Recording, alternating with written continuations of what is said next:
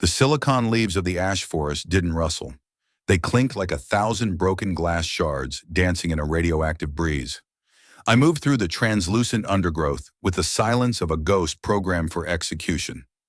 My internal sensors pulsed a rhythmic, dull amber, a warning that the atmospheric toxicity was spiking, but I didn't reach for my rebreather.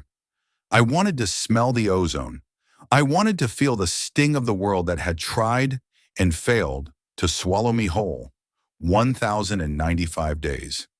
That was the number etched into the neural link of my left bracer. Every morning for 3 standard galactic years, I had manually overridden the system to add a single mark. 1,095 days of ghosting through the outer rim, trading my skills as a Vanguard shock trooper for scraps of intel and enough fuel cells to keep my Gravax humming. I stopped. The synaptic trace on my HUD flickered, turning a sharp, murderous crimson. He was close. The clearing was a jagged wound in the forest, barely 15 meters across. In the center sat a structure that barely qualified as a shelter, a collapsed emergency pod draped in rusted tarps. No perimeter drones, no automated turrets, not even a simple tripwire. It was the camp of a man who had stopped caring if the monsters came for him. And there he was, Kalen, the man who had once been the lead slicer for the Iron Phalanx. In the grainy surveillance footage I'd watched 10,000 times, he looked like a god of destruction, encased in matte black power armor, his thermal blades severing the life support lines of my colony with a casual flick of his wrist. The man sitting on the rotted stump of a biomechanical fern looked like he had been hollowed out by a starving scavenger. He was sparking, the slang we used for humans whose cybernetics were failing and leaking electrical discharge into their nervous systems. His skin was the color of curdled synthetic milk, stretched tight over a skeletal frame. He wasn't wearing armor.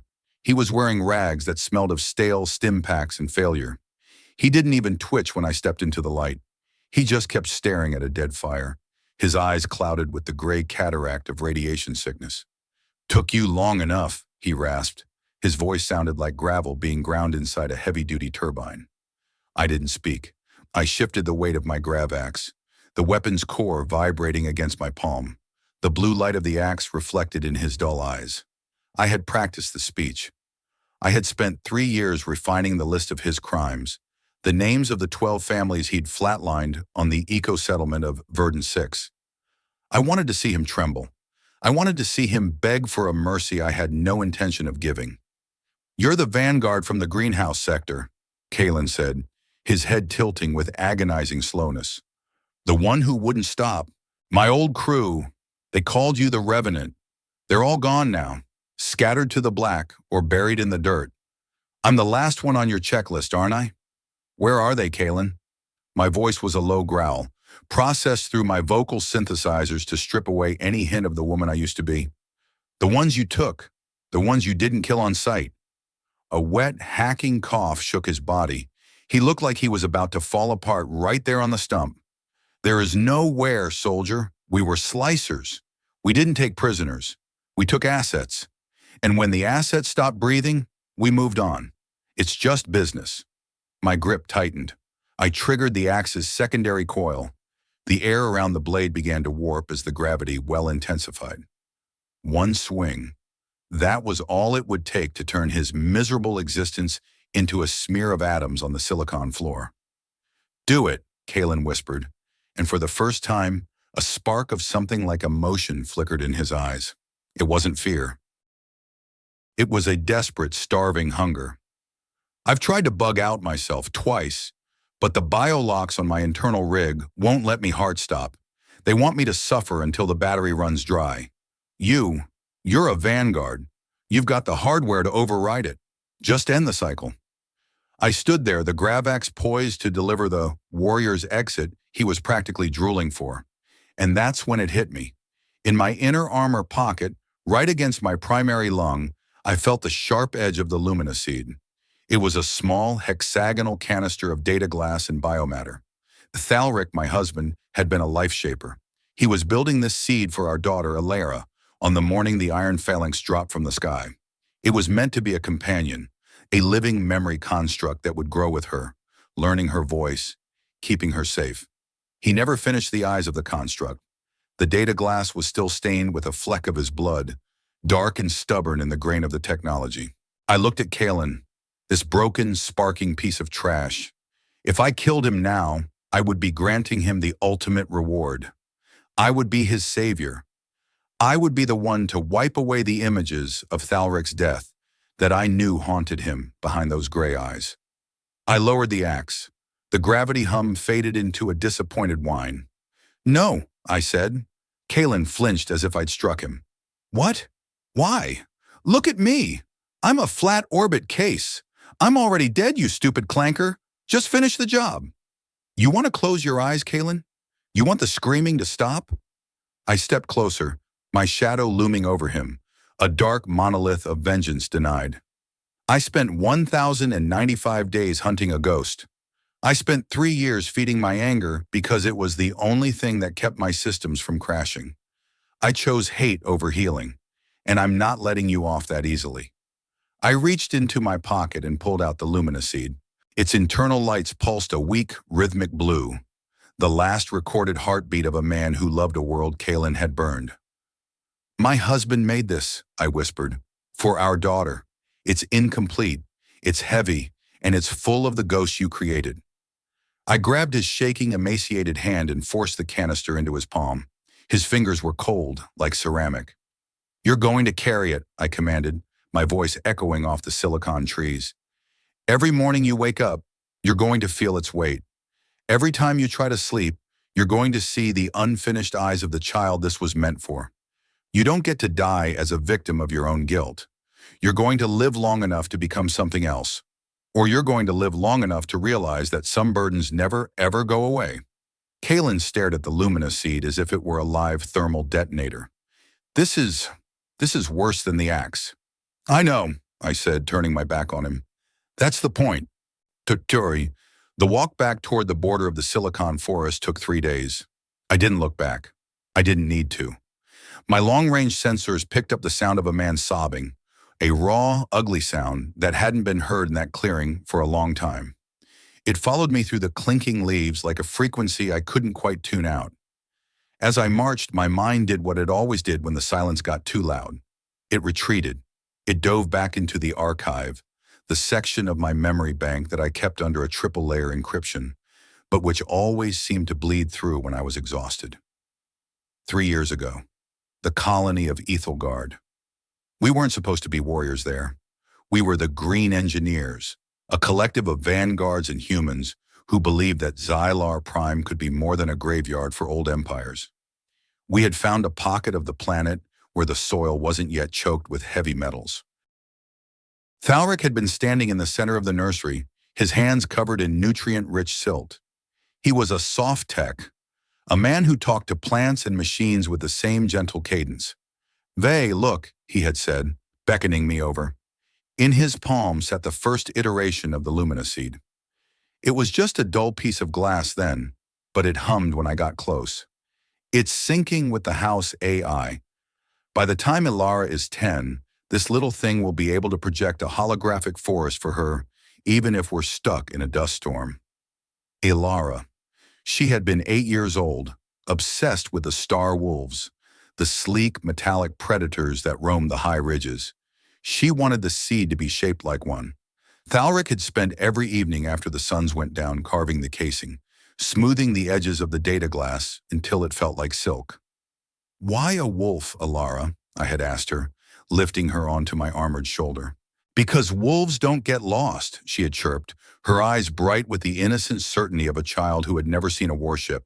"And if they do, they always find their pack." The phalanx came during the blue hour, that brief moment when the atmosphere shifts and the sensors are most vulnerable to jamming. They didn't send a message. They didn't ask for our resources. They just began the scrub. I was at the perimeter, checking the moisture evaporators, when the first drop pod slammed into the nursery. The shock wave had knocked my HUD offline for 5 seconds. When I regained my vision, the greenhouse, the heart of our hope, was a pillar of fire. I ran. My Vanguard combat subroutines, dormant for years, screamed into life. My muscles, reinforced with carbon fiber weaves, pushed me faster than any human could move. but I was a kilometer away. By the time I reached the nursery, the slicers were already moving toward the residential sector. I saw him then. Kalen. He was standing over the ruins of the seed vault. He wasn't even looking at the people he was killing. He was checking a data pad, marking off objectives like a clerk at a shipping dock. I found Thalric near the overturned carving table. He was still holding the luminoseed. The glass was no longer dull. It was glowing a frantic, dying orange. He had tried to shield it with his body. He had tried to protect a toy in a world that was being ground into ash. He didn't say goodbye. He didn't have enough lungs left for words. He just pressed the canister into my hand, his blood slicking the surface, and his eyes, those soft, green eyes, pleaded with me. Not to save him, not to seek revenge, but to finish the eyes, to make sure the wolf could see.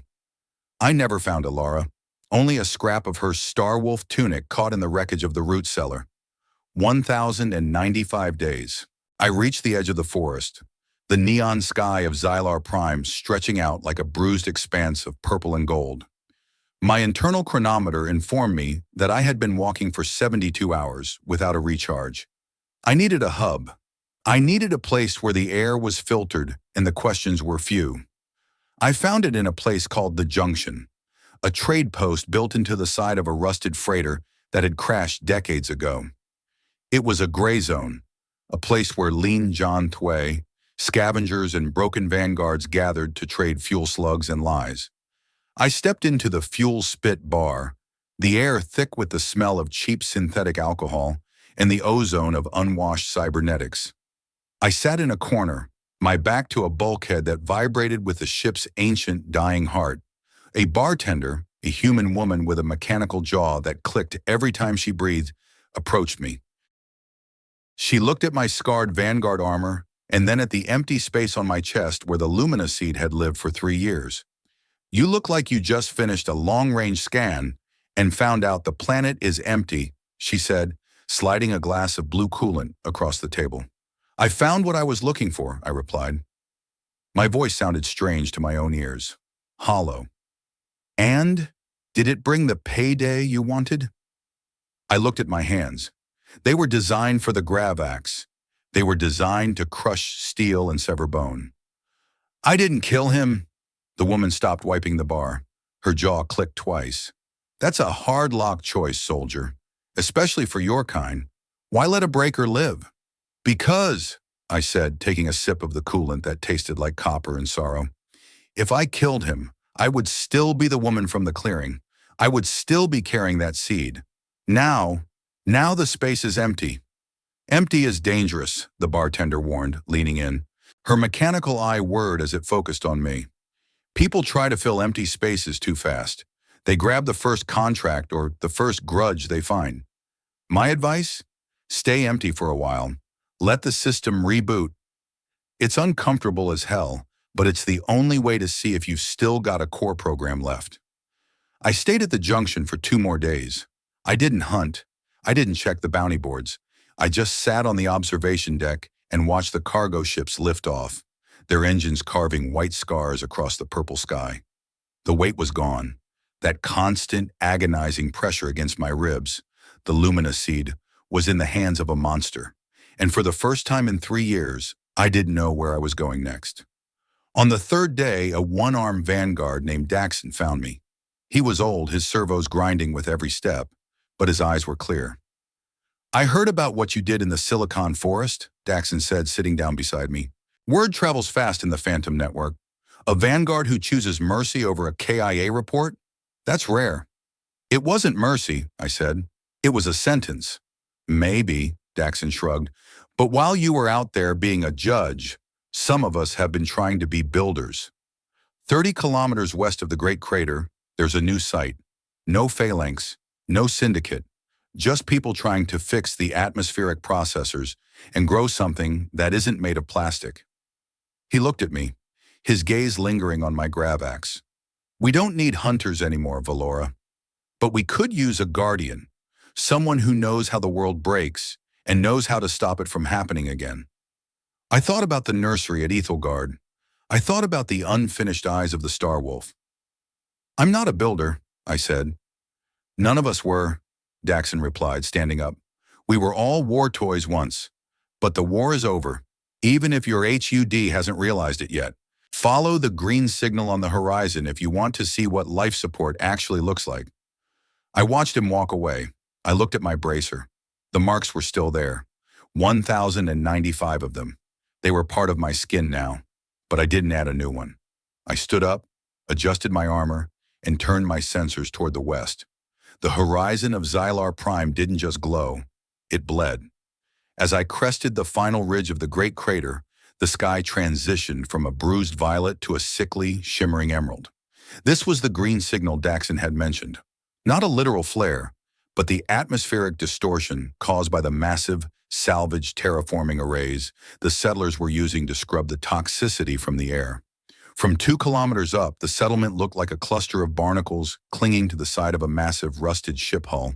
It was messy, chaotic, and lacked the clinical precision of a Vanguard military outpost. My internal diagnostic HUD flickered in the corner of my vision. It was reminding me for the 20th time that my primary power cell was at 12% and my hydration levels were critical. I ignored it. I was a Vanguard. My body was designed to suffer, to endure, to keep marching long after the humans had collapsed into the silicon dust. But as I descended the rocky slope, I realized that for the first time in 1,097 days, I wasn't marching toward a kill zone. I was just walking. The emptiness where the Lumina seed had rested felt like a physical cavity in my chest. For years, the weight of that canister had been my anchor. It was the only thing that made sense in a universe of noise. Giving it to Kalen hadn't just been an act of psychological warfare.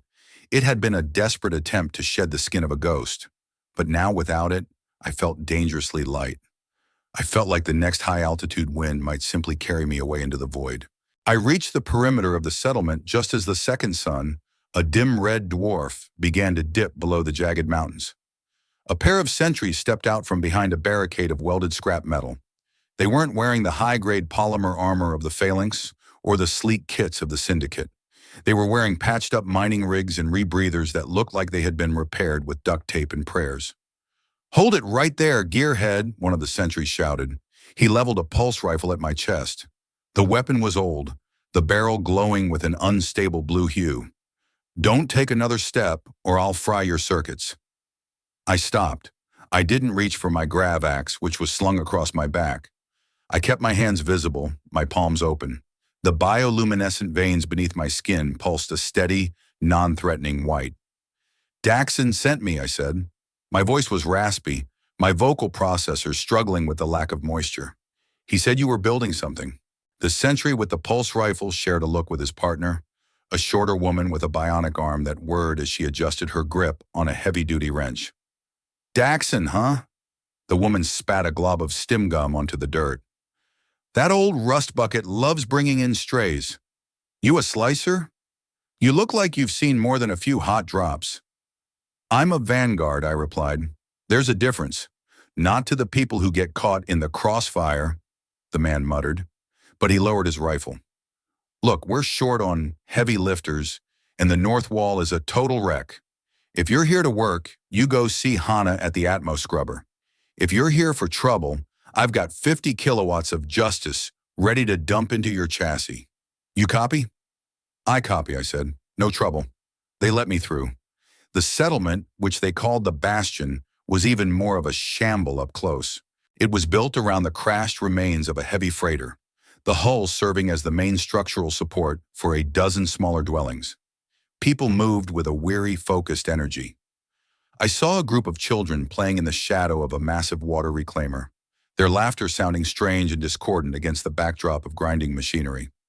I looked for Ilara's face among them, a reflex I couldn't seem to kill, but all I saw were strangers.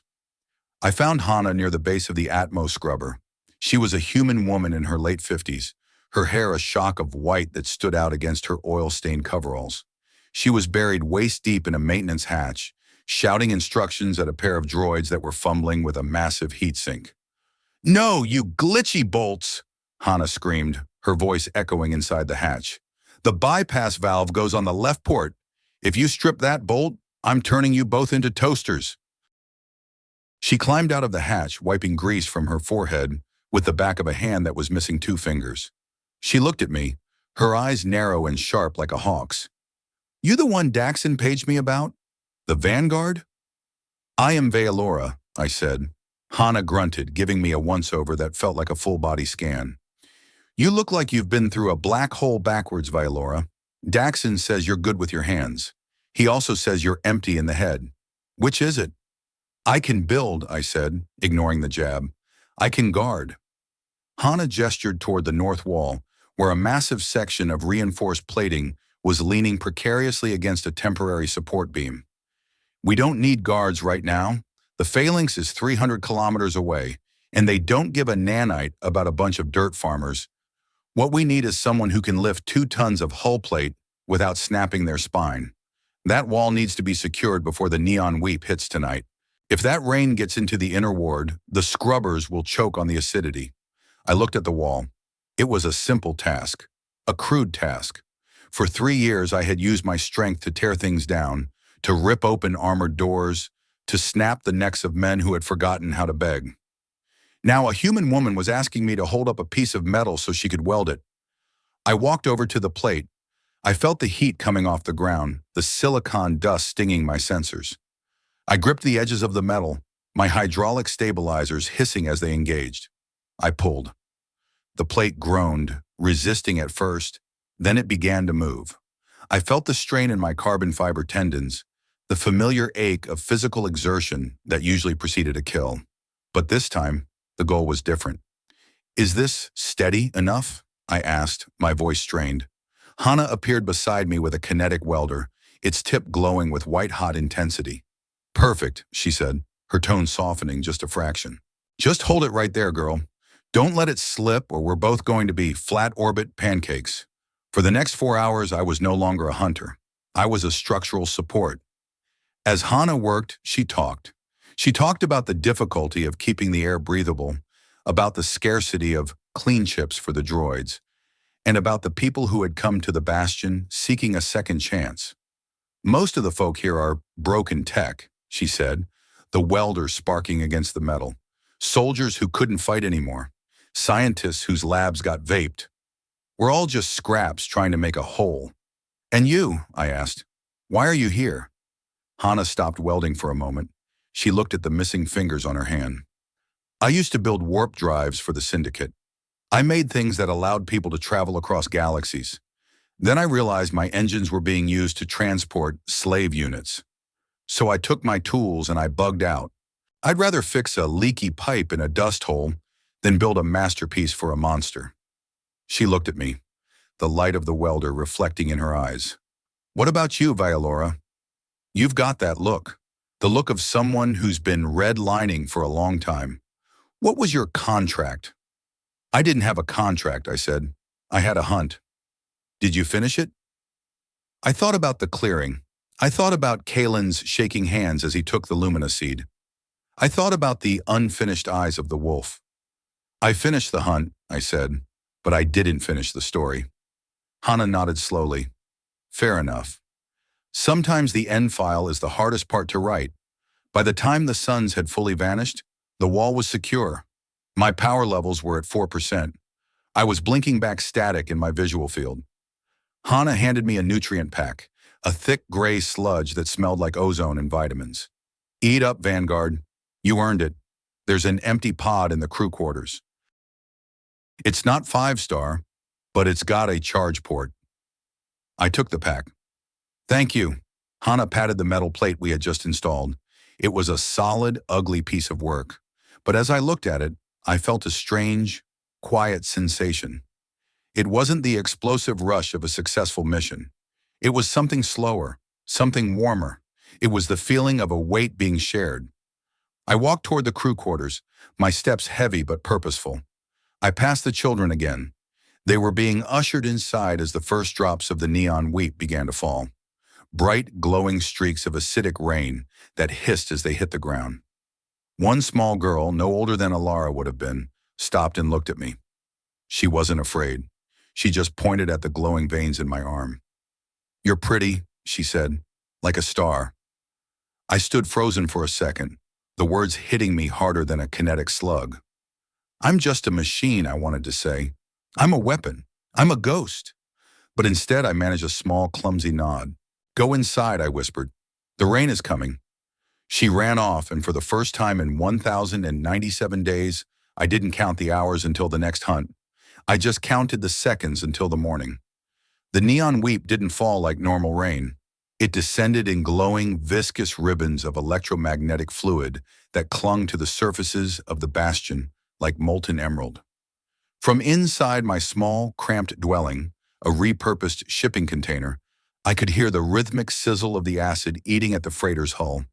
It was a sound that usually signaled danger, the herald of a storm that could strip the skin from a human in minutes. But inside the shielded walls of the settlement, it was almost hypnotic. I sat on the edge of the charging pallet, the neural jack plugged into the port at the base of my skull. A steady stream of filtered energy was flowing back into my cells, but my mind was refuses to go into sleep mode. Instead, I was running a simulation, not a tactical one. I was thinking about Kalen. Somewhere 300 kilometers back in the Silicon Forest, he was out in this storm. I wondered if he had found shelter. I wondered if he was still holding the Lumina seed, or if he had thrown it into the glowing mud the moment I was out of sight. I knew the slicer psyche. They were built on survival and selfishness. And yet there had been something in his eyes that wasn't in the manual, a system error of the soul. A sharp knock on the metal door broke my focus. Vaelora, you online? It was Hana. I disconnected the jack and stood up. The door slid open, revealing the engineer drenched in a protective, translucent poncho. Her face was pale, the lines of exhaustion deeper than they had been a few hours ago. We've got a code red at the Atmos scrubbers, she said, her voice tight. The pressure valves on the main intake are seizing up. The acid load from this storm is off the charts. If we don't clear the clog, the whole system is going to overheat and vent toxic gas back into the living quarters. I'm coming, I said. We ran through the narrow corridors of the freighter. The air was already beginning to smell metallic, a sign that the filters were struggling. We emerged onto the main deck, sheltered by a temporary canopy, and headed toward the massive towers of the scrubbers. The sound of the storm was deafening here, a roar of chemical fury. There! Hana pointed to a platform 20 meters up the central tower. The bypass lever is stuck. My droids can't get enough torque to move it in this wind. I need you to get up there and force cycle it. I didn't wait for further instructions. I grabbed the rungs of the external ladder and began to climb. The metal was slick with neon residue, and every time a gust of wind hit me, it felt like a giant hand was trying to peel me off the tower. My sensors screamed toxicity alert, but I overrode them. I reached the platform. The bypass lever was a massive rusted iron handle, currently locked in the closed position. Beside it, a small maintenance droid was frantically spinning its wheels, its tiny robotic arms unable to budge the mechanism. Get out of the way, I told the droid. It chirped a mournful sound and scurried back into a niche. I gripped the lever. It was cold, the metal vibrating with the pent-up pressure of the gases below. I pulled. Nothing. I planted my feet, my stabilizers grinding against the platform. I focused all the power from my newly charged cells into my arm actuators. I could feel the heat building in my joints, the overload warnings flashing red on my HUD. Come on, I hissed. Move, you stubborn bolt. I thought about the children in the crew quarters. I thought about the woman who thought I was a star. I thought about the wall I had helped build. This wasn't about a hunt. This wasn't about revenge. This was about keeping the air clean for people who didn't know my name. With a scream of metal on metal, the lever finally gave way. It swung down into the open position with a deafening clang. Immediately, a plume of pressurized steam erupted from the vent above me, glowing a fierce, radioactive blue. The vibration nearly shook me off the platform, but I held on. Below me, I heard Hana let out a cheer that was lost in the roar of the storm. The Atmos scrubber's hum returned to a steady, healthy thrum. I stayed on the platform for a moment, catching my breath, or the mechanical equivalent of it. I looked out over the settlement. From this height, under the eerie light of the neon weep, The bastion looked like a tiny defiant spark in a world of darkness. It was fragile. It was ugly. But it was alive. I descended the ladder, my limbs shaking from the effort. When I reached the deck, Hana was waiting for her. She didn't say anything at first. She just handed me a dry cloth to wipe the neon slime from my armor. "You pulled it off, Vaelora," she said finally. "You saved the breath of 500 people tonight." "I was just doing the job," I said. Hana looked up at the glowing tower. "No, you were guarding us. There's a difference." She started to walk back toward the freighter, then stopped and looked back at me. "You know, Daxon was right about one thing. You are empty. But maybe that's not a bad thing. It means you've got storage space for something new." She left me alone on the deck. I stood there for a long time, watching the neon rain. I thought about the 1,095 marks on my bracer. They were a record of the past, a history of blood and silicon. But they didn't define the next mark. I looked at the empty pocket in my armor. I realized that for the first time in years, I wasn't feeling the absence of the luminoseed. I was feeling the presence of the world around me, the smell of the damp metal, the heat of the machinery, the quiet, steady heartbeat of a community that was refusing to die. As the storm began to break, I saw a single star through a gap in the emerald clouds. It wasn't a star wolf. It wasn't a phalanx warship. It was just a star. I walked back inside, but I didn't go to my charging pallet. I went to the north wall we had repaired earlier. I ran my hand over the weld seam. It was rough. It was imperfect. It was a start. The morning after the neon weep was always the quietest. The silicon forest in the distance was a shimmering emerald blur, and the air in the bastion smelled of scorched ozone and the sharp metallic tang of recycled oxygen. My joints felt stiff, the hydraulic fluid in my knees sluggish from the cold that seeped into the freighter's hull during the night. I stood on the observation deck, watching the first light of the twin suns, one a pale, dying yellow, the other a fierce, angry red, climb over the horizon. 1,099 days. I looked at my left bracer. I hadn't carved a new mark this morning. The habit, once as vital as breathing, now felt like a ghost limb, something that should be there, but was gone. I found myself reaching for the empty pocket where the luminoseed had lived, my fingers brushing against the cold, scarred plating of my armor.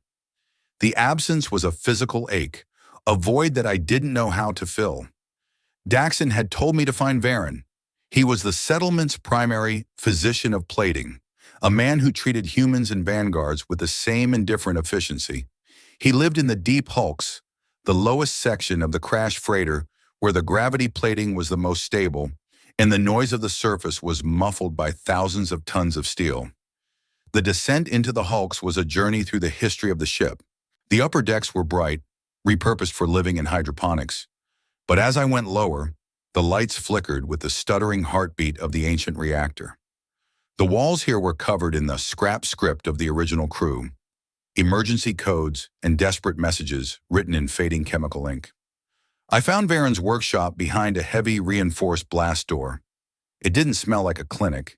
It smelled of soldering flux, industrial-grade lubricants, and old blood. Varen was hunched over a workbench, his back to me. He was a human, likely in his late 60s, though his age was hard to pinpoint beneath the layers of cybernetic enhancements that crisscrossed his body. One of his eyes was a glowing blue lens that whirred as it focused, and his right arm was a delicate, multi-jointed tool set that moved with more grace than any flesh and blood limb. "You're early, Revenant," Varen said, his voice a low, mechanical rumble. He didn't turn around. "Daxon said you'd be coming. He also said you're sparking in the head." "I am Vaelora," I said, my voice echoing in the cramped space. "Daxon says you have a way with the broken." Varen turned then, his blue optical sensor sweeping over me. He wasn't wearing a lab coat. He was wearing an apron made of thick, fire-resistant leather. He gestured to a chair made from a repurposed pilot's seat. "Sit. Your actuators are whining. Sounds like you've been redlining since before the Great Collapse." I sat. The chair groaned under the weight of my armor. Varen moved toward me, his multi-jointed arm clicking as it swapped a screwdriver for a diagnostic scanner. He began to run the sensor over my neck, right where the primary neural link met the spinal column. You've got ghost traces, Vaelora, Baron muttered, staring at a holographic display that flickered to life above his workbench. Your central nervous system is still pinging for a target that isn't there. It's like a feedback loop. You've been a hunter for so long that your body doesn't know how to be a civilian. I am not a civilian, I said. I am a guardian. Words, Varen spat, his mechanical eye whirring. They're just metadata. What matters is the code. And right now your code is screaming for a fight. He walked over to a shelf and pulled down a small glass jar. It was filled with dozens of tiny, burnt-out neural chips, the kind used to interface human brains with heavy machinery. My collection, Varen said, holding the jar up to the light. One chip from every flat line I couldn't prevent. Reminds me that even the best hardware has a shelf life. Why keep them? I asked. They are junk. They aren't junk, Varen countered, his voice softening. Each of these used to be a person, a pilot, a miner, a gearhead. They're reminders of the cost of living on Xylar Prime. You have a look about you, Vanguard. The look of someone who just offloaded a heavy data package but didn't bother to clear the cache. I looked at the jar of chips. I gave it away, the thing I was carrying. I thought it would make the static stop. Emptying the buffer doesn't stop the lag, Varen said, leaning against his workbench. I lost my daughter 40 years ago. Fever. Not the kind you can fix with a patch. She was 6 years old. I was the best med tech on the station, and I couldn't even keep her temp down. He touched the jar of chips gently. I started collecting these the year after. Every time I save someone, I take their old failing chip as payment. Physical proof that I'm worth the credits people pay me. Does it help? Some days, yeah. Some days it feels like the only thing keeping me from bugging out into the waste. How long does it take, I asked, to learn to carry the lag differently? Varen looked at me with his one human eye, and for a moment, the mechanical indifference vanished. 40 years and I still wake up pinging for her. But some days I can go nearly the whole cycle without touching the jar. He reached into a drawer and pulled out a small circular device, a neural dampener. Here, this will quiet the static for a bit. It's not a fix, it's a buffer. You want my advice, gearhead? Don't rush to fill the drive. Don't look for a new hunt just because the old one is over. Let yourself be idle for a while. It's uncomfortable, but it's how you defrag. I took the dampener. It was cold in my palm. Thank you, Varen. Don't thank me. Just don't break the plating I just tuned, he grunted, turning back to his workbench. And tell Hana if she keeps overclocking the scrubbers, I'm going to charge her double for the next tune-up. I left the hulks and climbed back toward the surface. I didn't head for the observation deck or the north wall. I walked toward the communal hub, a large open area where the settlers gathered to eat and share stories. It was noisy, crowded, and smelled of cheap synthetic stew, but for the first time, I didn't feel the urge to retreat into the shadows. I found a corner table and sat down. Across from me, an old orc, one of the few of our kind in the settlement, was teaching two human children how to carve star rocks, the hard crystalline formations that grew in the silicon caves. He was using a small laser chisel, his movements slow and deliberate. "You're doing it wrong, Elder," one of the children piped up, a boy with grease-stained cheeks. "The angle is off." "Is that so, small fry?" The old orc chuckled, his voice like grinding tectonic plates. "And I suppose you've got a better code for it." "Durgash says you have to vector the cut for light refraction," the boy said importantly. I watched them for a long time. I thought about Thalric's hands. I thought about the Lumina seed. I thought about the choice I had made to let Kalen live. If I had killed him, I would still be the Revenant. I would still be the person whose only output was death. But here, in this shamble of a colony, I was seeing something different. I saw people choosing to build in a world that only knew how to break. I stayed in the hub for 2 hours. I didn't speak to anyone, but I let the noise wash over me. I let the static in my head settle into a low, manageable hum. It wasn't peace, not yet. Nhung, it was idle mode. And as Varen had said, maybe that was enough for now. But as the red sun reached its peak, a sharp, piercing ping erupted in my neural link. It wasn't the internal static. It was an external signal, a phalanx beacon. My systems immediately hot-swapped from idle to combat ready. My HUD flared into a sharp, tactical crimson. The signal was coming from the edge of the silicon forest, less than 20 kilometers away. It was a high-frequency burst, the kind used by slicer units to designate a high-priority asset. My heart, the mechanical pump that drove my lifeblood, accelerated. Kalen. He hadn't thrown the seed away. He hadn't bugged out. He was still out there, and the phalanx was looking for him. Or rather, they were looking for the tech I had forced him to carry. I stood up, the chair scraping against the metal floor. The people in the hub didn't notice, but Daxon, who was sitting near the entrance, met my eyes. He saw the shift in my posture. He saw the Revenant coming back online. "Vaelora," he called out, his voice steady. "What's the status?" "The past is pinging," I said, my voice cold and focused, "and it's headed this way." The green signal from the Atmos scrubbers was struggling against a new, darker cloud on the horizon. From the top of the north wall, I watched the distant tree line of the silicon forest. The phalanx beacon was still pulsing, a rhythmic electronic scream that only those with Vanguard or slicer-grade hardware could hear.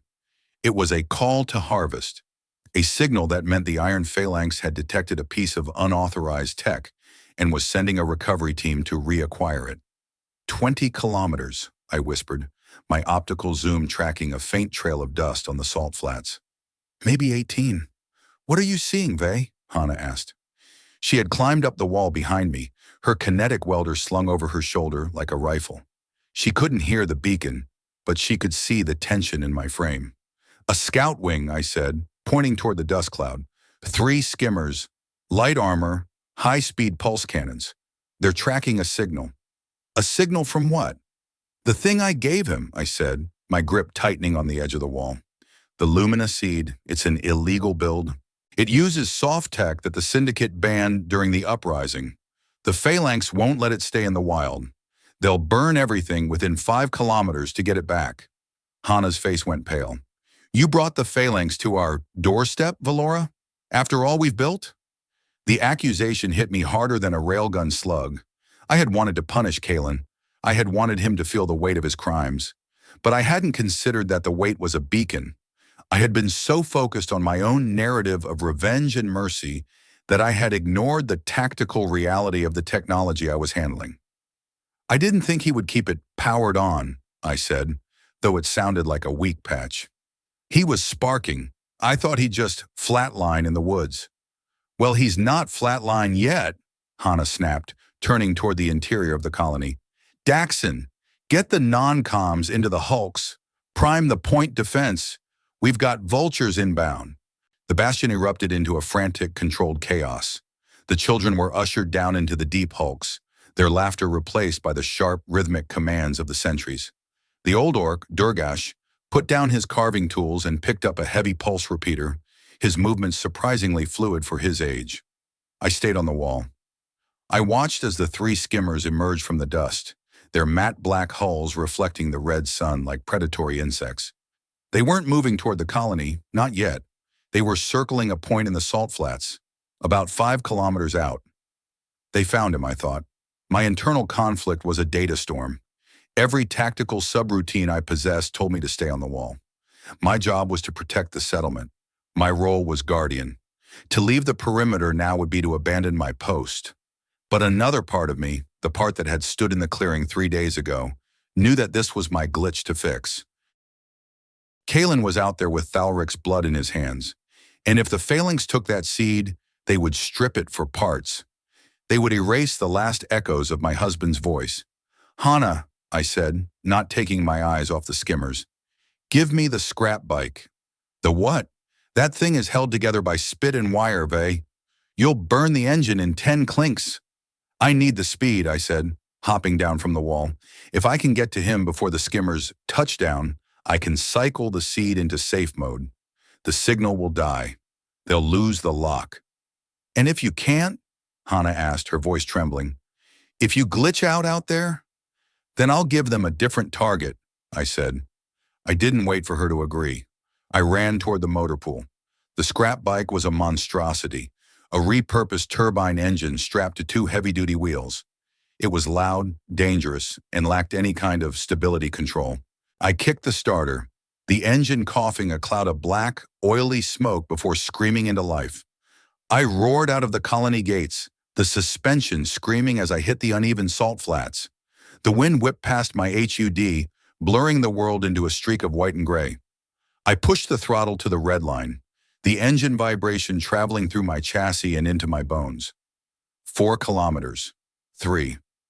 The skimmers were hovering now, their landing struts extending. They had Kalen cornered against a jagged spire of obsidian rock. I could see him now, a tiny, pathetic figure huddled on the ground, clutching the glowing blue hexagonal canister to his chest. He looked like he was trying to hide it with his own body, a mirror of how Thalric had died. The lead skimmer opened its bay door. 2 slicers in full power armor dropped to the ground, their thermal blades hissing as they ignited. Asset Delta 6, one of the slicers projected over a long-range Vox. Surrender the biologic unit and prepare for re-education. Resistance will result in immediate decommission. Kalen didn't move. He just held the seat tighter. I slammed the brakes on the scrap bike, the machine skidding across the salt flats in a cloud of dust. I was 100 meters away. I jumped off the bike before it had even stopped, my grav axe already in my hand, the core thrumming with a murderous blue energy. Target identified, the second slicer said, his HUD turning to face me. The Revenant. Protocol, extreme sanction. They didn't waste time with words. The first slicer dashed, a burst of speed from his leg actuators that made him a blur. He swung his thermal blade at my head. I parried with the shaft of the grav axe, the smell of burning ozone filling my sensors. The impact sent a jolt through my arms, but I didn't give ground. You're a long way from the phalanx, soldier, I growled, triggering the axe's gravity well. The slicer stumbled as the weight of his own armor suddenly tripled. I didn't give him a chance to recover. I swung the axe in a wide horizontal arc, the gravity wave slamming into him and throwing him 20 meters back against the obsidian spire. The second slicer opened fire with a pulse rifle. I dove behind a rock, the plasma bolts melting the stone inches from my head. Kalen! I screamed over the comlink. Shut it down. Hit the emergency bypass on the base of the canister. It'll kill the signal. Kalen looked up at me, his face a mask of terror and confusion. I can't. It's singing, Vaelora. I can hear them. I can hear your family. It's not singing, you sparking idiot. It's a data leak, I shouted, popping out from behind the rock to fire a burst from my wrist cannon. Hit the switch, or we're both flatline. The lead skimmer began to turn its belly turret toward us, a heavy autocannon. If that thing opened fire, there wouldn't be enough of us left to recycle. Kalen, do it! Kalen looked at the seed. The blue glow was pulsating faster now, vibrating in time with the phalanx beacon. He looked at me, then at the slicers closing in. A strange expression crossed his face.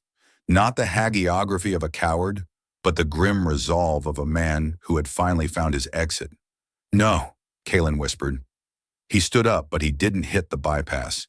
He began to run, not away from the phalanx, but toward the open flats, holding the seat high like a flare. Over here, you vultures! Come and get it! The skimmer's turret followed him. The slicers turned their attention away from me, lured by the primary asset. Kalen, wait! I screamed. But he didn't wait. He was redlining his failing cybernetics, his legs sparking with every stride. He was drawing them away from me. He was drawing them away from the colony. The autocannon roared. The ground around Kalen erupted in a series of massive explosions. Dust and obsidian shards filled the air. I saw him go down, his body tossed like a rag doll by the shockwave. The lumina seed flew from his hand, rolling across the salt flats. I didn't think. I overrode my safety limiters and dashed. I reached the seed just as the lead slicer did. We collided in a tangle of metal and sparks. I grabbed his throat with my left hand, the carbon fiber fingers crushing his vocal synth. With my right, I drove the grav axe into the power core of his chest plate. The armor detonated in a small, contained blast. The slicer went limp. I scrambled toward Kalen. He was lying face down in the dust, his back shredded by shrapnel. His internal rig was leaking coolant, a bright blue fluid that looked like blood in the red sunlight. "Kalen," I said, rolling him over. He coughed, a spray of blue fluid hitting my visor. He looked at me, his eyes unfocused. Did I guard it, Vaelora? Did I guard the wolf?" I looked at the luminous seed lying a few meters away. It was cracked. The data glass was fractured, but it was still pulsing. "You did," I whispered. The two remaining skimmers were circling back for another pass. I knew I couldn't fight them both, not out here in the open. I looked at the scrap bike. It was still idling nearby. "Get up," I said, hauling Kalen to his feet. He was a dead weight, but I didn't care. I threw him across the back of the bike and grabbed the seed. I kicked the bike into gear and screamed back toward the bastion. The skimmers opened fire, the plasma scorching the air around us, but I didn't look back. I had a target, I had a post. And for the first time in 3 years, the static in my head wasn't about the hunt. It was about the save. We reached the colony gates just as the north wall's point defense turrets opened fire, driving the skimmers back into the clouds. Daxon and Hana were there to meet us, their faces grim. "He's sparking bad, Vae," Hana said, looking at Kalen's mangled form. "Get him to Varen," I commanded, "and tell Varen to use my power cells if he has to. Just keep him online." They took him away.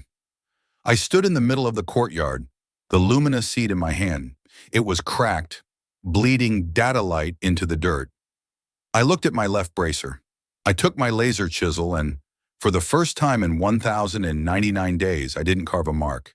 Instead, I ran the beam across the existing marks, searing them shut, smoothing the metal until the history of the hunt was nothing more than a blurred silver scar. The hunt was over, but the repair had just begun. The interior of the Deep Hulks felt more like a tomb than a medical bay.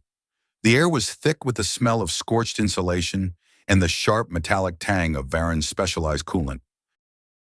I stood in the corner of the small workshop, my shadow stretched long and jagged across the floor by the flickering light of a dying holographic terminal. Behind me, the massive hull of the crashed freighter groaned, a deep, tectonic vibration that felt like the planet itself was trying to digest us. On the table, Kalen looked like a collection of discarded parts. Varen had stripped away his tattered rags, revealing the full extent of the slicer modifications. His spine was reinforced with a tarnished chrome lattice, and his ribs had been replaced with reinforced polyalloy. But the machinery was sparking. Bright blue arcs of electricity danced across his skin every few seconds, followed by the hiss of failing cooling vents. "He's running on fumes, Vaelora," Varen muttered, his multi-jointed mechanical arm weaving a delicate web of copper wire around Kalen's shattered lumbar support. "I've patched the leak in his primary reservoir, but his core is cracked. Every time he breathes, he's bleeding power." "Keep him online, Varen," I said, my voice sounding like grinding stone. I didn't let him live in the woods just so he could flatline on a metal table. Varen paused, his glowing blue optical sensor whirring as it zoomed in on my face. "Why do you care, Revenant? 3 days ago, you would have vaped this man without a second thought. Now you're burning your own power cells to keep his heart beating. What's the play?" "There is no play," I replied, looking down at my left bracer. The silver scar where I had erased the marks of the hunt was a dull reminder of a past I was trying to outrun. He guarded the seed. He chose to be a target instead of a coward. That counts for something. "In this world, counts for something usually gets you deleted," Varen grunted, but he didn't stop working. The door to the workshop slid open, and Daxon stepped in. He looked older than he had that morning. His one remaining organic eye was bloodshot, and his mechanical shoulder was emitting a low, worried whine. "They're back," Daxon said simply. "A full scout platoon. They've set up a perimeter 5 kilometers out. They're not just sniffing around anymore, Vae. They're digging in." "How many on?" I asked. 12 skimmers, 2 heavy drop ships, and at least 50 slicers in full Mark 7 gear," Daxon reported. "They've deployed a jamming spire. We're dark on all long-range frequencies. We can't call for help, even if there was someone out there listening." "They want the seed," I said, my hand going to the fractured hexagonal canister sitting on the workbench. It was still pulsing a weak, rhythmic blue, but the light was fractured, leaking out like a broken star. The people are scared, Vaelora, Daxon continued, stepping closer. Hana is trying to keep the non-coms calm, but word has leaked out. They know the Iron Phalanx is here because of you. They know you brought a slicer into the heart of the Bastion. Some of them are talking about offloading you both to the Phalanx just to save the colony. Let them talk, I said. The Phalanx doesn't negotiate. If they open the gates and give them the seed, the first thing the slicers will do is scrub the settlement to ensure there are no witnesses. You know their standard operating procedure? Daxon, 0 loose ends. I know, Daxon sighed, but fear doesn't follow logic. It follows self-preservation. You need to show them that you're not just a hunter who brought trouble to their door. You need to show them you're a guardian. I looked at the Lumina seed. It was a beautiful, broken thing, a memory of a life that was supposed to be simple. Thalric hadn't built this to be a weapon or a beacon. He had built it to be a bridge between a father and a daughter. And now it was the reason 500 people might die. Varen, I said, my decision forming with the cold clarity of a combat script. Can you loop the signal? The doctor looked up, his mechanical eye blinking. What? The beacon in the seed. It's what they're tracking. Can you patch that signal into one of the automated drones? Send it north toward the Great Crater. If we can lead them away from the settlement, we might be able to buy enough time to evacuate the hulks. It's a long shot, Vi, Varen said, shaking his head. The failing sensors aren't junk. They'll realize the signal is moving too fast for a man on foot. They'll split their forces. Then I'll be the decoy, I said. I'll carry the drone. I'll make sure they think the Revenant is making a break for the mountains. A low, wet cough came from the table. Kalen was awake. His eyes were unfocused, his pupils dilated from the stim packs Varen had pumped into his system. Won't work, Kalen wheezed. His hand reached out, trembling, toward the seed. They know my signature. They know I'm sparking. If the signal doesn't have my biologic noise attached to it, they'll know it's a fake. Kalen, stay down, I commanded. You're in no status to move. Listen to me, gearhead, Kalen said, his voice gaining a desperate strength. I spent 10 years with the Phalanx. I know how they think. They're not looking for a hero. They're looking for a traitor and his prize. If you go out there alone, they'll just glass the colony while you're gone. You need a diversion that they can't ignore. He looked at me, and for the first time, the cowardice was gone. In its place was something sharp and jagged. I was the one who burned your home, Vaelora. I was the one who took everything. Let me give you this 1 second of mercy. What are you uploading, Kalen? I asked, my sensors narrowing. Put the drone in the scrap bike, he said. Tie me to the chassis. I'll ride into the Silicon Forest. They'll see my signature. They'll see the seeds light. They'll follow me into the dead zones where the radiation kills their sensors. You stay here. You guard the bastion. You be the star that kid said you were. You won't survive the first kilometer, Kalen, I said. The neon weep is starting again. The acid will eat your exposed circuits in minutes. I'm already flatlined, Vay, Kalen whispered, a ghost of a smile touching his cracked lips. At least this way, I'm dying for something that isn't coin. I looked at Daxon. I looked at Hana, who had appeared at the doorway, her face grim. Then I looked at the broken man on the table. This was the test Varen had talked about, the moment where the code had to change. No, I said, my voice echoing through the workshop. We don't discard people here. That's what the Phalanx does. That's what the slicers do. If we're going to be different, we have to build a different way to win. I grabbed the grab axe and slung it across my back. Hana, get the welding teams to the north wall. We're not evacuating. We're fortifying. Daxon, get the point defense on a manual override. We're going to let them get close. We're going to let them think we're cowering in the dirt. And the seed? Hana asked. I picked up the Lumina seed. Its light was fading, but it was still there. The seed is going to bloom. Varen, I need you to overclock the internal projection matrix. I want this thing to broadcast every memory file it has at maximum volume. I want the Phalanx to see exactly what they're trying to kill. You're going to use sentimental data as a tactical distraction? Varen asked, his mechanical eye whirring. I'm going to remind them that they're humans under that armor, I said. And if that doesn't work, I've got 50 kilowatts of justice ready for them. The transformation was painful. It required us to move with a speed that pushed our rigs to the breaking point. We spent the next 3 hours turning the bastion into a death trap of mirrors and signal repeaters.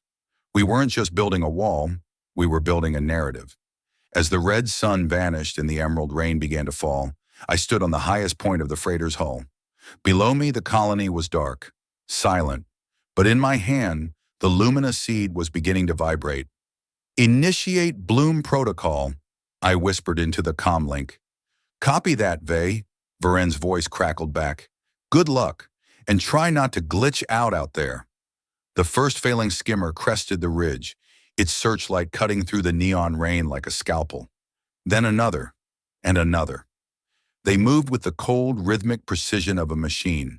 Then, the seed in my hand exploded with light. But it wasn't a blast of energy. It was a blast of life. Gigantic, holographic images erupted from the seed, projected by the repeaters we had hidden around the settlement. Suddenly, the salt flats weren't empty. They were filled with the shimmering, three-dimensional ghosts of Ethelgard. I saw Thalric, 10 meters tall, laughing as he planted a silicon tree. I saw Xylar, her star wolf tunic fluttering in a holographic breeze, running through the phalanx formation. The skimmers stuttered. Their automated systems, programmed to identify threats and assets, were suddenly flooded with non-combat data. They were pinging ghosts. They were locking onto memories. What is this? A phalanx commander's voice boomed over the open vox, sounding confused and angry. Identify this static. It's not static, Commander, I said, my voice broadcasting across every frequency they had. It's a reminder. Look at the faces of the people you scrubbed. Look at the world you turned into ash. In the center of the holographic storm, the image of Thalric turned. Because of the overclocking, the projection was leaking his last recorded thoughts.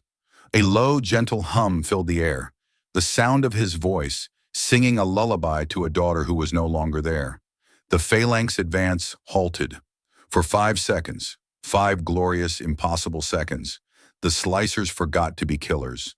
They stood in the rain, surrounded by the ghosts of a family that had done nothing but love each other. Open fire, the commander screamed, his voice breaking. It's an illusion. Destroy the source. But the hesitation was all we needed. Daxon, now, I shouted. The bastion's point defense turrets roared into life, their plasma bolts tearing through the distracted skimmers. The night erupted into a chaos of blue light and black smoke. I jumped from the hull, the gravax glowing with a murderous intensity. I wasn't hunting. I wasn't seeking revenge. I was guarding the ghost. I was building a future where the singing didn't have to stop. The battle for the bastion was not a clash of armies. It was a gritty, ground-level struggle for every meter of rusted steel and silicon dirt. The holographic ghosts of Ethelgard continued to flicker through the neon rain, their shimmering forms casting long, distorted shadows across the salt flats. Every time a pulse rifle fired, the bolt passed through the image of a laughing child or a peaceful farmer, a jarring contrast that seemed to glitch the resolve of the slicers. I moved like a whirlwind of carbon fiber and gravity. My gravax was no longer a tool of execution, it was a shield. I stood at the breach in the north wall, where a phalanx dropship had attempted a hot drop. 3 slicers in heavy exosuits charged through the smoke, their thermal blades hissing as they cut through the rain. Hold the line! Durgash's voice roared over the comlink. The old orc was perched on a balcony above me, raining suppressive fire down with his pulse repeater. Don't let these vultures touch the gate. I met the first slicer mid-stride. I didn't swing for his head. I slammed the butt of the axe into his stabilizer joint, the gravity well buckling the heavy metal plate. As he fell, I used the momentum to vault over him, my boots slamming into the chest of the second slicer. My HUD was a frenzy of red warnings. My primary power cells were draining at an alarming rate, and my left arm actuator was whining from a direct hit by a plasma bolt. But I didn't feel the pain. I felt the resonance. The luminous seed, still blooming from the projector hub behind me, was vibrating in sync with my own core. It was as if Thalric's last moments were fusing with my combat subroutines. Every move I made felt guided by a memory of how he used to move in the garden. Fluid, purposeful, and surprisingly gentle. "Vaelora, look out!" Hana's voice screamed. I spun around just as a heavy skimmer roared over the wall, its belly turret swiveling toward the projector hub. If they destroyed the hub, the ghost would vanish, and the psychological edge we had would be vaped. I dashed toward the skimmer, my leg actuators sparking with the effort. I wasn't going to make it in time. The turret was already glowing with a charge. Then a streak of black and chrome blurred past me. It was the scrap bike, and Kalen was on it. He looked like a ghost himself, his skin pale and slick with blue coolant, his eyes wide and fixed on the skimmer. He had tied himself to the chassis with cargo straps, his failing rig hardwired directly into the bike's engine. "Kalen, no!" I shouted. He didn't answer. He didn't even look at me. He steered the bike directly into the path of the skimmer's turret. The autocannon fired. The first slug tore through the bike's front fork, but the momentum kept Kalen moving. The second slug slammed into his shoulder, spinning the bike into a dead spiral. But Kalen reached out with his one good arm and slapped a magnetic charge onto the skimmer's underside as he flew past. "Bug! Out!" Kalen's voice crackled over the open frequency, faint and static-filled. The charge detonated. The skimmer erupted in a ball of orange fire, its anti-grav units failing as it crashed into the salt flats. Kalen and the scrap bike disappeared into the inferno. I stopped. My processors stalled for a microsecond. I had spent 3 years wanting that man to burn. I had spent 1,000 days imagining the specific way the light would leave his eyes. And now that it had happened, I felt a hollow in my chest that was deeper than any Revenant's hunger. He did it," Hana whispered over the comm. "He saved the hub." "Focus, Vaelora." Daxon's voice snapped me back. "The commander is dropping in. Main gate, Sector 7G. I turned. In the center of the courtyard, the Phalanx commander had landed in a massive Titan-class power suit. He was 4 meters tall, a monolith of black steel and glowing red sensors. He stepped over the ruins of a dwelling, his heavy grav mace crushing the metal like it was paper. "Enough of this theater," the commander roared, his voice amplified by the suit's Vox arrays. "Surrender the biologic or I will level this entire hulk." I walked toward him. I didn't run. I didn't hide. I walked through the shimmering image of Thalric and Alara, the holographic family parting for me as if they were real. "The biologic isn't for you, Commander," I said, my voice echoing through the courtyard. "It belongs to the people who build, not the ones who break." The commander laughed, a harsh electronic sound. "You're a Vanguard, Revenant. You were built for breaking. You're just a glitched unit who's forgotten her programming." "My programming was updated," I said, stopping 10 meters from him. I held up the Lumina-seed. It was cracked, nearly dark now. It was updated by a man who chose to carry a weight instead of a gun. It was updated by a colony that chose to give me a post instead of a price. The commander raised his grav mace. "Then you will die with your errors." He swung. The mace hit the ground with the force of a small meteorite, the shock wave shattering the concrete and throwing me back. I rolled my stabilizers, screaming, and came up swinging. My grav axe slammed into the commander's knee joint, the gravity well pinning him for a second. We fought in the center of the bloom. Around us, the images of Ethelgard were warping and tearing. I saw the holographic Alara reach out for me, her tiny hand passing through the commander's armored chest. It was a nightmare of past and present. I was losing. The Titan suit was too heavy, its shields too thick. Every blow I landed was absorbed by his redundant power systems, while every near miss from his mace fractured my own internal chassis. "You're empty, Vaelora," the commander shouted, pinning me against the freighter's hull.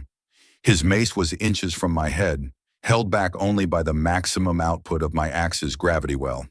"You have nothing left to guard." I looked into his red optical sensors. I saw my own reflection, a scarred, glowing warrior, bleeding oil and sparks. And then I saw the empty pocket in my armor. It wasn't empty because I had lost something. It was empty because I had given it away. "I'm not empty," I whispered. "I'm full of the things I've built." I reached out with my left hand and grabbed the power coupling on the commander's chest. I didn't try to rip it out. I hardwired my own core into his. "Vaelora, no!" Varen's voice screamed in my head. "You'll overload. You'll flash fry your own brain chip." "Do it, Varen," I shouted. "Route all the surge power from the scrubbers through the seed's matrix. Send it through ME." The world turned white. I felt a surge of energy that was beyond calculation. It wasn't just electricity, it was data. Every memory, every song, every moment of love stored in the luminous seed was channeled through my body and into the commander's suit. The Titan suit didn't explode, it seized. The massive amount of non-combat data, the sheer weight of the life stored in the seed, crashed the commander's tactical processors. His shields flickered out, his actuators locked. The commander screamed as his neural link was flooded with the image of a laughing child. I pulled back, my systems smoking, my visual field distorted by 1,000 error codes. I raised my grav axe one last time. I could have vaped his cockpit. I could have ended the man who had ordered the scrub of a dozen colonies. But I looked at the holographic Xylara who was standing right beside him. She was looking at me, her eyes, the eyes Thalric had never finished, seeming to flicker with a strange, impossible wisdom. I lowered the axe. "Go," I said, my voice a broken whisper. "Take your men and bug out. Tell the phalanx that the bastion is guarded, not by a revenant, but by a ghost they can't kill." The commander didn't answer. His suit was rebooting slowly, the red sensors now a dull, flickering amber. He turned his Titan suit around and walked toward his dropship. The remaining skimmers followed, their retreat silent and unordered. The bloom faded. The ghosts of Ethelgard vanished one by one. Thalric was the last to go. He looked at me, gave a small, shimmering nod, and then he was dark. I fell to my knees in the neon mud. The luminous seed in my hand was cold, silent. It was spent. Hana and Daxon ran toward me, their faces illuminated by the green glow of the scrubbers. "Vey, are you online?" Hana asked, her hands shaking as she checked my vitals. I'm idle," I said, leaning against the hull. "We did it," Daxon said, looking out at the retreating phalanx ships. "They're clearing out. But, Kalen."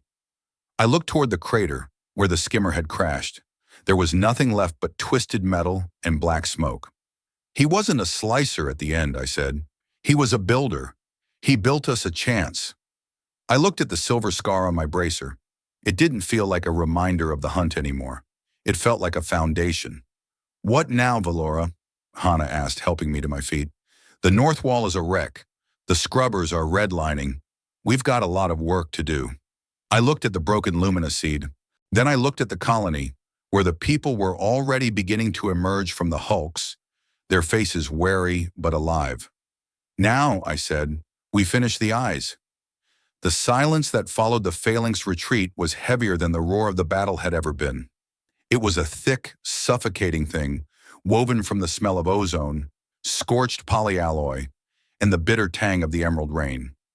I stood in the center of the courtyard, my primary power cells depleted to a flickering 2%, watching the taillights of the last dropship vanish into the purple haze of the upper atmosphere. My visual field was a chaotic mess of error codes and static. The bloom had done more than just crash the commander's suit. It had nearly fried my own neural link. Every time I blinked, I saw ghosts, the shimmering outline of Thalric's smile, the blur of Ilara's Starwolf tunic, lingering in the corners of my HUD like persistent data leaks. "Vaelora?" Hana's voice was soft, hesitant. She approached me through the wreckage of the dwellings, her poncho torn and her face smeared with a mixture of grease and soot. She looked at the dark, cracked hexagonal canister still clutched in my hand. "Is it over?" she asked.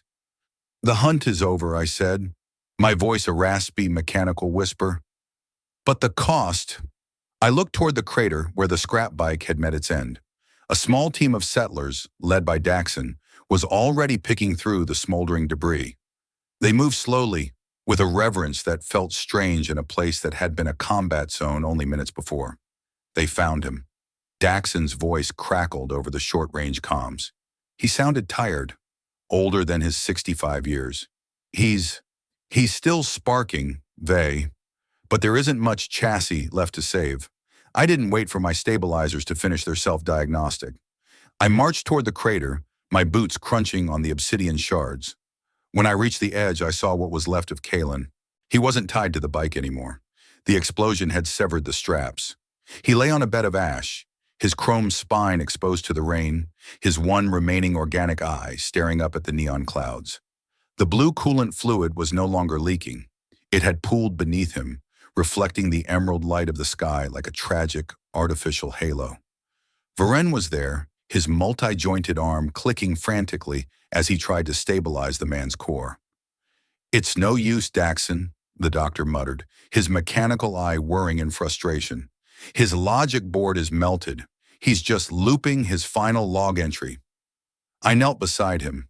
The heat coming off his shattered frame was intense, a final, desperate output of energy. "Kalen," I said. The man's eye twitched. The iris narrowed, struggling to find a focus. A low, distorted sound came from his vocal synth. Not a word, but a rhythmic pulse. "He's trying to ping the seed," Varen said, looking at me. "He thinks he's still guarding it." I held up the luminous seed, even though it was dark. "You guarded it, Kalen. The ghosts are safe. The phalanx is bugging out." The rhythmic pulse in his chest slowed. The sparking across his skin settled into a dull, intermittent glow. For a second, the static in his eye cleared, and he looked at me. Not as a slicer, not as a victim, but as a man who had finally reached the end of a very long, very dark road. "Tell the wolf," he whispered, the words barely audible over the sizzle of the rain. "It has eyes. Now." His rig gave one final violent shudder, and then the light in his eye vanished. The internal fans in his chest whined to a halt. Kalen, the man who had burned my world, was finally flatline. I sat there for a long time, the rain washing the soot from my armor. I felt no triumph, no satisfaction. The 3 years of anger I had cultivated, the 1,095 days of focused hate, had finally burned out, leaving nothing but a vast, cold emptiness. "What do we do with him?" Daxon asked, standing beside me. "He was a slicer. He killed people, Vay. A lot of people." "He was also the reason we're still breathing tonight," I said, standing up with an effort that made my servos groan. "He chose to carry the weight when it mattered. We bury him, not in the waste, but here, near the north wall." The settlers looked at each other. There was a moment of tension, the memory of Kalen's crimes clashing with the reality of his sacrifice. Then Durgish, the old orc, stepped forward. He picked up a heavy digging tool from the wreckage. "A warrior who dies guarding is a warrior of the clan," Durgish grumbled, his voice like grinding stone. "I don't care what markings he had on his neck. He earned his dirt." One by one, the other settlers joined in. They didn't speak. They just began to move the debris, clearing a space in the center of the colony. I walked away from the crater, heading toward the Atmos scrubbers. I needed to be alone. I needed to defrag the data storm in my head. But as I passed the crew quarters, I saw the small girl from the night before. She was standing in the doorway, clutching a piece of scrap metal she had fashioned into a crude toy. "Is the Star Lady okay?" she asked, her eyes wide. I looked down at her. My armor was blackened, my sensors were malfunctioning, and I was leaking hydraulic fluid from a dozen small fractures. I looked like a monster from a horror holovid. "The Star Lady is repairing," I said. She reached out and touched the silver scar on my bracer. "You stopped the bad men. My mom said you turned into a ghost to fight them." "I didn't turn into a ghost," I said, kneeling down so I was level with her. "I just stopped being afraid of them." I spent the next 48 hours in Varen's workshop, not as a patient, but as a laborer. The colony was a wreck, and every pair of hands, even armored ones, was needed. We worked in shifts, clearing the rubble, patching the hull, and trying to coax the damaged life support systems back to a stable rhythm. The mood in the Bastion had shifted. The fear that had defined the last few days had been replaced by a quiet, determined energy. People who had barely spoken to each other were now working side by side, sharing tools and nutrient packs. The shared trauma of the phalanx attack had done what 3 years of peace couldn't. It had fused us into a single unit. Hana found me late on the second night. I was trying to weld a support beam into place near the main intake, but my hands were shaking too much to keep the arc steady. "You're redlining, Vey," she said, gently taking the welder from my hand. "Go to the hulks. Get some real sleep.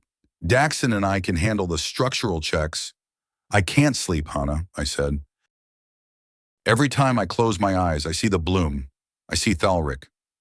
"Maybe that's not a bad thing," Hana said, sitting down on a crate.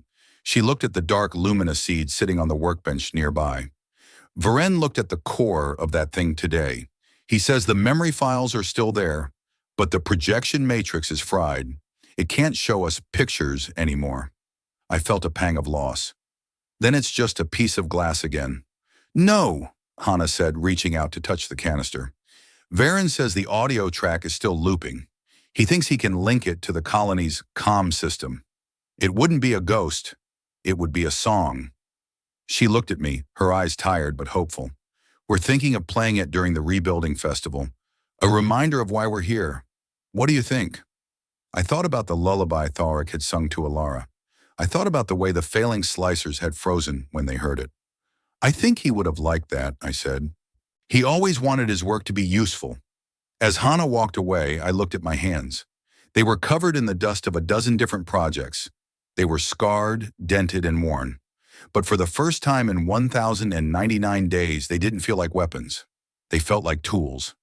And as I sat there in the quiet of the night, listening to the rhythmic thrum of the scrubbers, I realized that some hunts don't end when you kill the prey. They end when you realize that the prey wasn't the man you were chasing, but the shadow he left behind. I had spent 3 years chasing death, only to find that life was much harder to catch and much more worth the sprint. 6 months passed. On Xylar Prime, 6 months was an eternity. It was long enough for 2 seasons of Neon Weep to pass, for the silicon forest to grow 5 meters taller, and for a pile of rusted scrap to become a thriving community. The bastion no longer looked like a crashed freighter. It looked like a city. We had expanded the hull, adding 3 new tiers of living quarters and a massive hydroponic dome that glowed with a soft amber light. The north wall was now a reinforced rampart of steel and obsidian, but its primary purpose wasn't just defense, it was a garden. Varen had found a way to filter the acidic runoff from the rain, using it to power a series of soft-tech nurseries along the interior of the wall. Small bioluminescent ferns and silicon moss now clung to the metal, turning the once barren barricade into a living tapestry of green and gold. I stood at the center of the garden, holding a small handheld laser chisel. I wasn't wearing my combat armor today. I was wearing a lightweight utility rig, designed for construction rather than heavy drops. My left bracer was still there, the silver scar shining in the light of the twin suns, but I hadn't added a single mark to it in 180 days. I wasn't counting anymore. "The angle is off, Vaelora," a voice piped up from beside me. I looked down. Ruka, the small girl who had called me a star, was sitting on a pile of lumber, her own miniature chisel in hand. She had grown several inches in the last few months, and her face was now a permanent mask of concentration and curiosity. "Is that so, small fry?" I asked, a ghost of a smile touching my lips. "And where exactly is the glitch in my code?" "Durgish says the grain of the obsidian is like the circuits in a droid," Ruka said, pointing at the piece of stone I was working on. "If you cut across the flow, the light won't refract properly. You have to follow the energy." I looked at the stone. I was trying to carve a small figure, a wolf mid-stride, its head tilted toward the sky. It was a crude thing, nowhere near as beautiful as the work Thalric used to do, but it was mine. "You're right," I said, adjusting the focus of the laser. I was trying to force the shape instead of finding it. We worked in silence for a while, the only sound the high-pitched whine of the chisels and the distant hum of the Atmos scrubbers. Around us, the colony was buzzing with life. I could see Hana on the upper deck, arguing with a group of scavengers about the price of fuel slugs. I could see Daxon training the new recruits, his voice booming across the courtyard as he taught them the difference between guarding and bullying. And near the main gate, there was a small, simple monument, a pillar of obsidian with a single name carved into it, Kalen.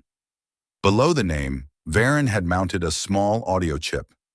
Every time the wind blew through the gate, the chip would emit a soft, low melody, the lullaby from the luminous seed. It was a reminder that even a slicer could leave a song behind. I finished the eyes of my stone wolf. I didn't make them perfect. I made them deep, filled with shadow and a strange crystalline light. They looked alive. They looked like they were seeing a world that was finally starting to make sense. I put down the chisel and looked at my hands. They were calloused, stained with stone dust and oil. These were the hands that had built the new nursery. These were the hands that had helped Hana repair the reactor. These were the hands that had held Ruka when she was scared during the last storm. I realized then that my transformation wasn't a reboot, it was a rebuild. I hadn't erased the Revenant, I had simply used the parts of her to create something better. The anger was still there, a dull ember deep in my core, but it no longer drove the engine. It was just metadata. I walked toward the edge of the wall and looked out over the salt flats. The phalanx hadn't returned. Maybe the commander had actually listened. Or maybe they had decided that a colony of ghosts wasn't worth the ammunition. Either way, we were ready. I reached into the inner pocket of my utility rig and pulled out the Luminoseed. It was dark now, its energy completely spent after the battle. It was just a hollow piece of glass. But as I held it up to the suns, I saw a small green sprout growing inside the canister. Varen had been right. The soft tech hadn't just been for data. It was for life. The bloom had triggered a germination sequence that had been dormant for 3 years. Thalric's last gift wasn't just a memory, it was a beginning. I placed the seed canister into the soil of the wall garden. I covered it with a thin layer of nutrient-rich dirt and watered it with filtered rain. "Grow well, Thalric," I whispered. "She can see you now." I stood up and felt the wind on my face. It didn't smell like ozone anymore. It smelled like damp earth and growing things. It smelled like home. I spent 3 standard years, 1,095 days, believing that my purpose was the hunt. I thought that by erasing a life, I could somehow balance the scales for the ones I had lost. I wore my anger like a piece of high-grade power armor, thinking it made me strong, thinking it protected the hollow space where my heart used to be. But in the end, it wasn't the hunt that saved me. It was the moment I chose to put down the axe and pick up the weight. I learned that carrying a burden isn't a sign of weakness.